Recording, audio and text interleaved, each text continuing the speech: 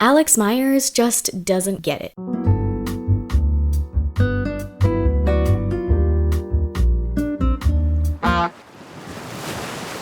Hello everyone and welcome back to When You Come Back to My Channel, I like to say Z Chanel. Welcome everyone. I hope you liked my little song. Wrote it specially just for y'all.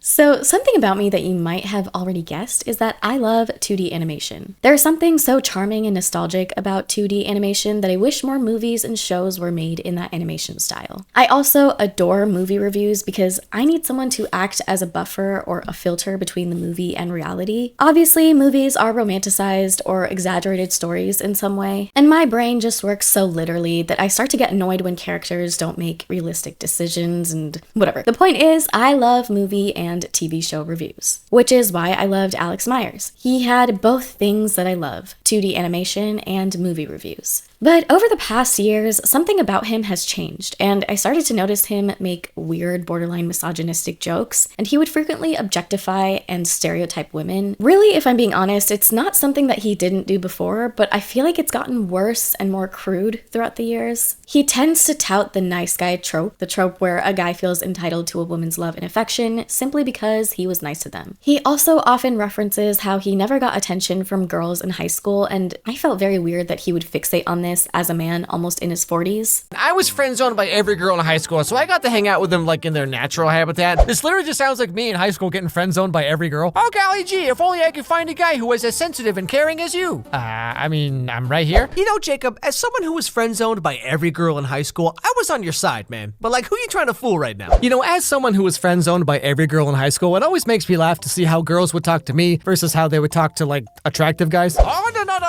Okay, hold on. If there's one thing I learned from being friend-zoned by every girl in my high school, it's that when a girl says that and makes this face, it's already too late for you. But you know, I gotta say, despite being friend-zoned by every girl in my high school, I never had enough phallic insecurities to just outright catcall girls like this. But being friend-zoned by like every girl in my high school taught me real quick that girls are infinitely more horrifyingly filthy than any guy you'll ever meet. Not to mention, he also calls women girls, which in my opinion is offensive, especially coming from a grown adult man. It's degrading and it diminishes all women to this infantilized, immature, childlike version of themselves. We hear women being referred to as girls, but we rarely hear men or guys being called boys. You know what I mean? There's this one video in particular where a switch flips for me. When art speaks to you, you find a way to make it work. Hey, you know, I said the same thing, and now I have a 2-foot-tall 2B bikini figure in my house. Can you believe I'm divorced? I will say, in the voiceover, he sounds like he's going through it. I believe that this was when he was going through a breakup with his longtime girlfriend, Kelsey. I'm completely empathetic towards that, don't get me wrong. I know breakups are very hard. But the clip of the statue of a woman with exaggerated centralized features that he also admitted to displaying in his house made me feel ick immediately. This type of waifu objectification of women vibe is something so intertwined with incel culture, and suddenly all his other videos were tainted and gave me the ick as well. Recently, Alex put out a video reviewing the indie movie Obsession, and it's safe to say people had a lot of opinions on his takes, and I can't say I disagree with them. But before we delve into it, I need to make a fat disclaimer. I have not watched the movie, and I don't plan on watching it. Sorry, I can't handle scary movies. And don't tell me it's not that scary, okay? My fear threshold is basically non-existent.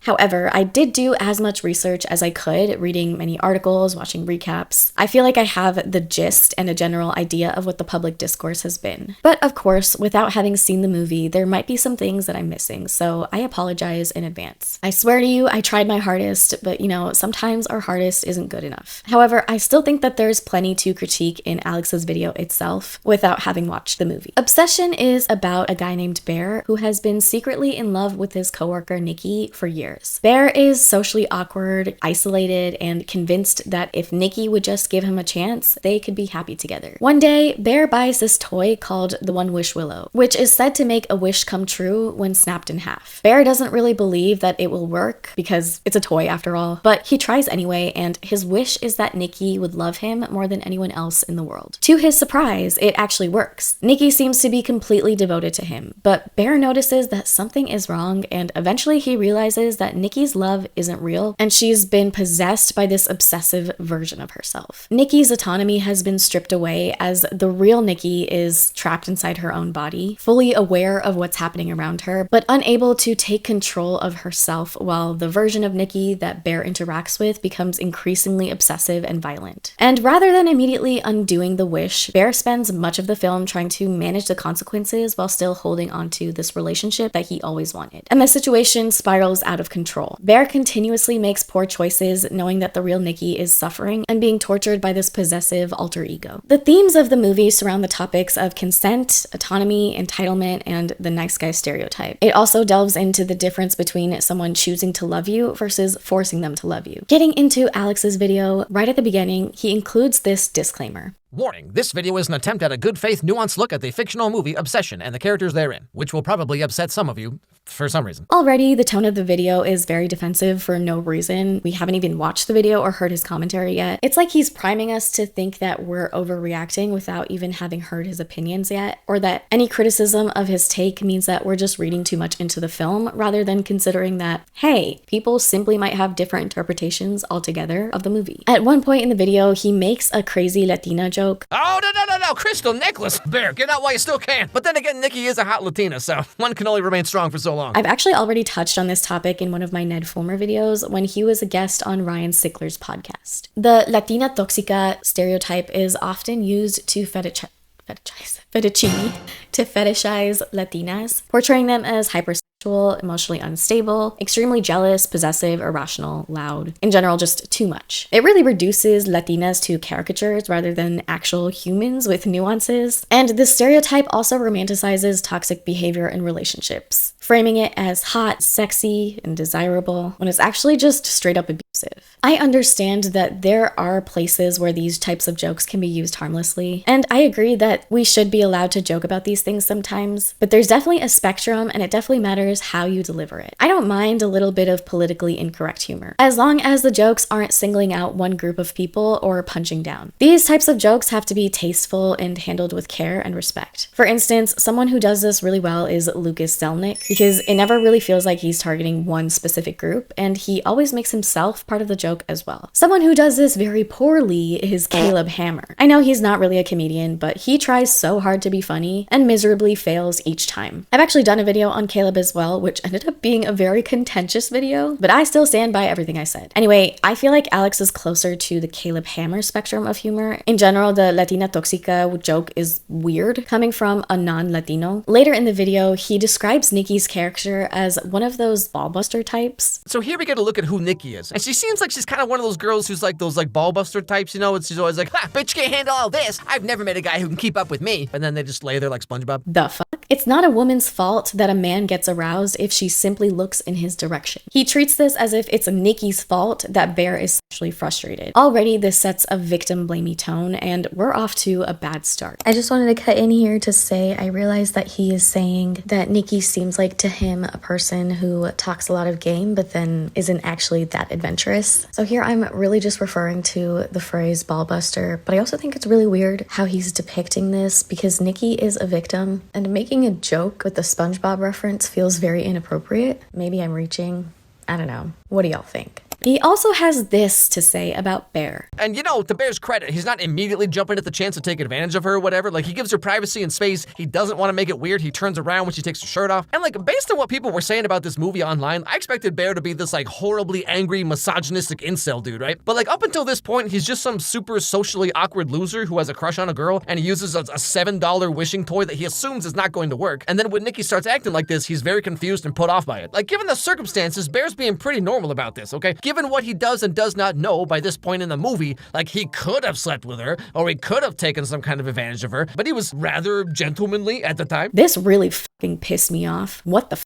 Why does he say this like it's something that should be praised? And why did his head even go there in the first place? Why the hell should a man be praised for not taking advantage of a woman when the opportunity was presented to him? The fact that he doesn't immediately exploit someone who's clearly acting unlike herself shouldn't earn him bonus points. That's literally just the minimum expectation we have for any decent person. And for Alex to watch that back, see nothing wrong with it, and still choose to use it in his video is gross. Alex continually defends Bear throughout his video instead of reflecting and thinking, it's actually pretty weird that this guy wished for Nikki to love him more than anyone in the world. The wish itself is selfish. I understand that Bear didn't think it would actually come true, but I think it says a lot about his mentality and subconscious desires that he even wished it in the first place. The phrase, more than anyone in the world, centers Bear's own wants and needs over Nikki's. I think Alex is projecting. It sounds like he sees a part of himself in Bear, and that's a giant red flag, but I also think that's why he rides so hard for him. This is our main character, Bear. Bear is 25, according to the screenplay, and he's never outgrown his awkward high school loser persona, which means he's gonna have a great career one day as an online content creator. Something tells me you're the kind of guy who's internalized a few too many rom-coms written by equally pathetic losers as yourself. I mean, trust me, ain't my first rodeo. In reality, Bear doesn't deserve praise for respecting someone else's boundaries and autonomy, when that's something that should be expected of him at the bare minimum. Alex complains that people are reading too much into the movie and criticizes people for having such strong opinions on Bear, treating him as if he's evil down to his core. I'm not saying Bear is a blameless, innocent victim, okay? But I think some of you are a little too quick to attach motivation and subtext to this character that is not based on the movie. Like, it really seems like some of you want him to be a horrible, incel, intentionally malicious guy, regardless of what actually happens in the movie. And sure, even the own director, Curry Barker, admits that Bear in the beginning is supposed to be morally ambiguous and is meant to be relatable. But to focus on this version of Bear, knowing full well all of the bad things that he does later, is strange to say the least. Bear only sees Nikki as an object. He was willing to ruin her whole life, let her be tortured by this obsessive personality because of his own selfish desires. He wanted Nikki to love him more than anyone in the world. Bear has every opportunity to make the situation right, or at the least prevent it from getting worse, but he's so focused on himself and his own self-pity that he can't put into perspective Nikki's feelings and her own autonomy and needs. Towards the end of the video, Alex says this. People are saying, if he truly loved Nikki, then he would do this incredibly selfless thing for her. But remember, his wish was not that Nikki would become obsessed with him. He wished that she would love him. So why isn't her love for him as selfless as you're claiming that his love for her should be? You know what I'm saying? Again, I'm not saying Nikki's the bad guy or Bear is some blameless victim or whatever. I'm just saying there's many ways you could look at this movie. Why isn't her love for him as selfless as his love for her should be? What the fuck are you talking about, bro? Why are we blaming and criticizing Nikki for not loving him selflessly when he was the one who made the wish in the first place, stripping her of her autonomy? She's clearly not herself. This is not the real Nikki. Of course, her love is not going to be authentic because Bear was projecting his desires onto her, creating this alter ego that becomes dangerously obsessive. What the actual This take is indefensible. Even more indefensible than Selena Gomez's performance in Emilia Perez.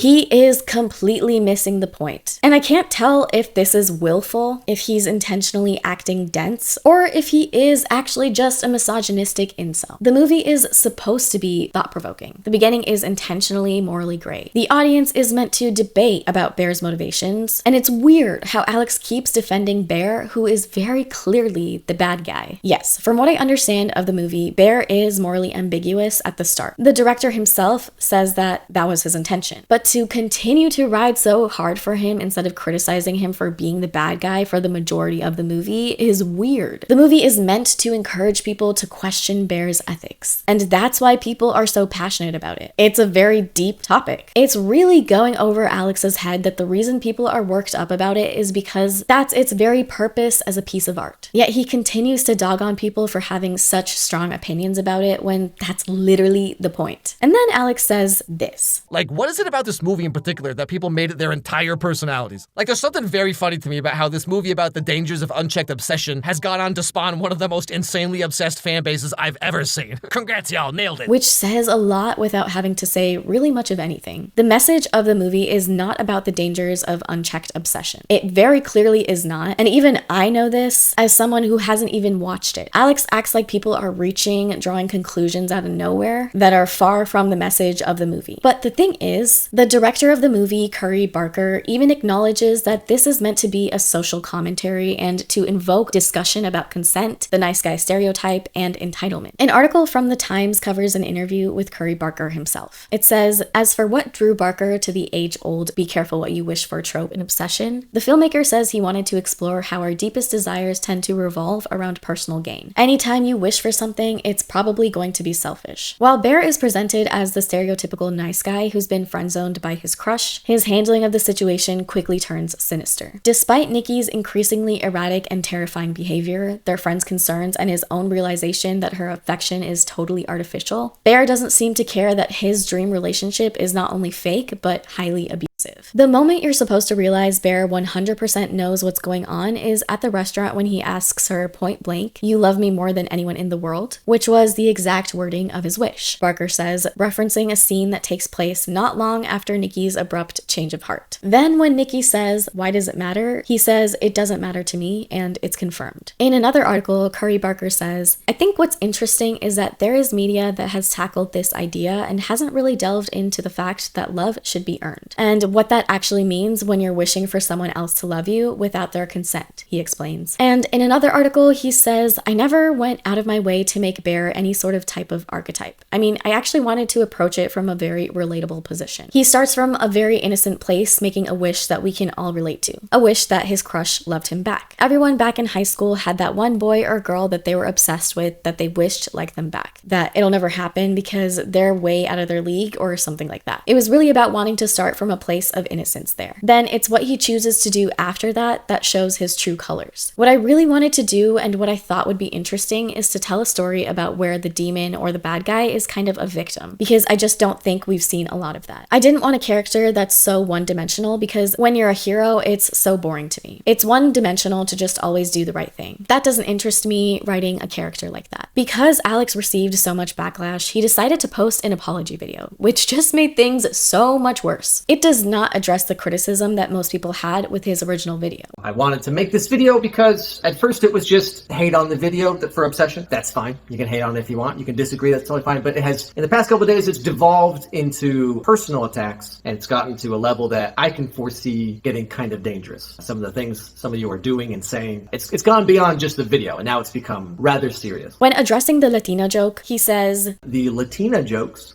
were conceived by a Latino woman from Central America. To me, they seemed no more problematic than your average Instagram reel or like SNL skit, like the Bad Bunny Tia skit. To me, they seemed perfectly in line with all of that. Some people said that they were offended by those jokes. They were not meant to be as such. They were meant to be silly, written by someone who is in that group." And it's giving, I have a black friend, so I can't be racist, guys. He's not the right messenger for a joke like this. And he uses Bad Bunny's crazy Tia SNL skit, but the difference is that Benito is actually from that culture, which means that he actually has context and a more nuanced understanding. I'm not saying that that joke is necessarily okay, and I think that there are plenty of conversations we can have about that as well, even when the joke comes from a person with the same cultural background. But in this instance, it would be more of a self-directed joke rather than punching at another group of marginalized people, sort of like teasing your own siblings. That's usually a cutesy, friendly, well-meaning interaction. That doesn't mean it can't hurt, but it's clear that there is a deeper relationship and understanding of each other. Whereas someone outside of the family making a joke about your siblings is often not acceptable. I mean, for me, if someone else outside my family makes a joke about my sibling, they'd best expect a wild goose attack for me. I can make fun of my sibling, you cannot. He also acts like the criticism of his video was that people just disagreed with his opinion. Like I said in the intro of the video, I was fully aware that people would disagree with my opinion. Like I said, it was made in good faith. I knew people would disagree, but as I said at the beginning of this video, it's gotten to the point where it's not just disagreeing about my thoughts on the movie, but now it's gotten to a point where people are spreading complete lies. And yeah, lots of people did disagree with his interpretation of the movie, but the bigger issue was how he framed that interpretation. He constantly explained away Bear's behavior, downplayed Nikki's perspective, and repeatedly characterized critics as overreacting or reading too much into the film. It really felt like he was vilifying his audience, which is a bad idea if you actually want people on your side. Alex also emphasizes that his intentions were pure from the start. "I'm sorry if I worded my video in a way that made it sound like I am defending rape or pro-rape in some way. That is very much not the intention of the video. As I said in the beginning, it very much was meant to be a good faith sort of attempt at sort of looking at this movie as a work of fiction, as a piece of media to be consumed the same way you would do with a book or anything like that. But what he's missing is that regardless of his intentions, his video still had an impact. Good intentions or not, people didn't like what he had to say. And I really don't think that Alex intended to defend rape or minimize sexual assault. But saying, I'm sorry if it came across that way is not an apology. What he should have said is, I'm sorry that my words impacted you negatively. I understand why people interpret it that way, and here's what I'll do differently next time. The defensiveness of his tone is incredibly off-putting. He spent a lot more time and energy defending himself rather than reflecting on why so many people had the criticisms that they did. If thousands of people are interpreting your words the same way, even though their interpretation was not your intended impact, I think it's worth asking whether the way you communicated yourself contributed to that misunderstanding. Overall, Alex was clearly not equipped to talk about a movie with a heavy social commentary like Obsession. And I don't necessarily think that comedy can't tackle serious subjects. I think plenty of comedians do that incredibly well. But the issue is that Obsession is a movie where horror relies almost entirely on the discussions of consent, autonomy, entitlement, coercion, and emotional abuse.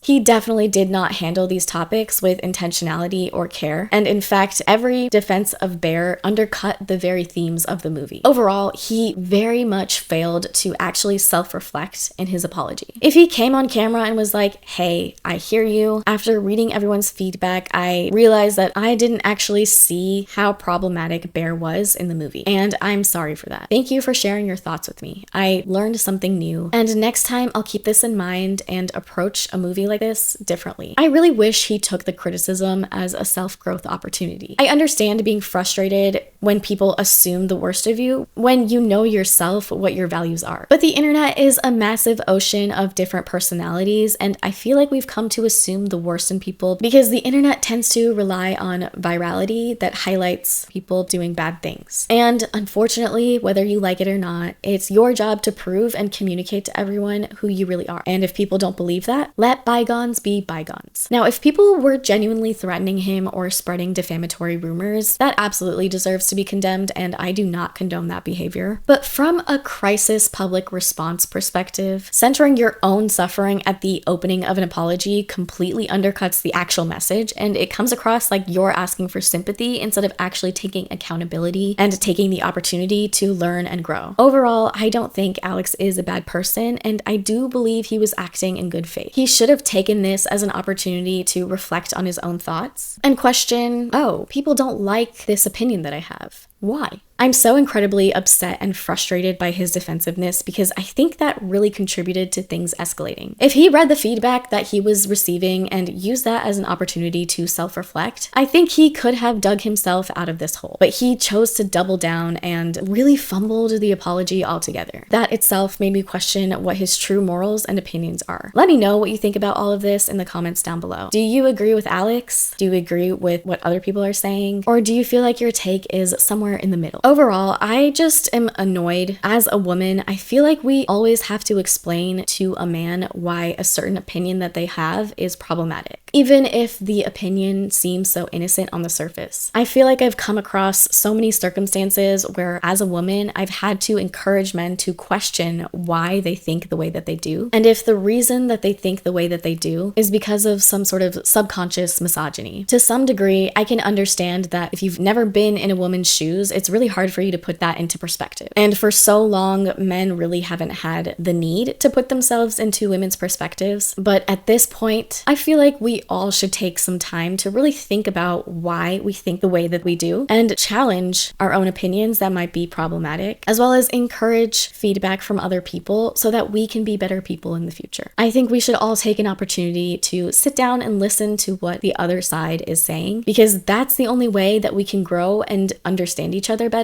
and be better people to each other and for ourselves. Okay, my rant is over. Thank you so much for watching, and thank you so much for 1,000 subscribers. I'm in disbelief, and I know I say this every time, but I had no idea that I was ever gonna reach 1,000 subscribers. I'm so incredibly grateful for all of your support. So thank you so much for being here and for watching. I hope that this community continues to grow and that you continue to enjoy my content. I know that I'm supposed to be be a silly little goose, and sometimes I do talk about heavier, serious topics. But I hope regardless what the topic is, that you still enjoy my videos. Thank you again so much for watching, and hopefully I'll see y'all in the next one.